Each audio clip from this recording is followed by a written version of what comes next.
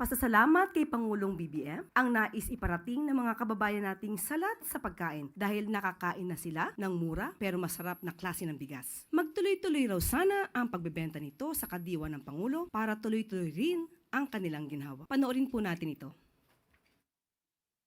Yung 20 pesos na bigas po ng ating mahal na Presidente Bongbong Marcos, na kung saan po ay talagang makakatulong po ito sa taong bayan. Malaking halaga na matulong sa mga mahirap pariyo namin. Kami nagpapasalamat kay Pangulong Marcos. Patupad niya yung murang bigas. Itong bigas na 20 per kilo, sobra talaga yung maitulong nila sa bawat pamilya ngayon. Mura na bigas na ilalans ng Pangulo natin. Salamat po sa ating mahal na Pangulo, Ferdinand Marcos, dahil sa 20 pesos na bigas, makakabili po kami ng mura at maganda na klase ng bigas po.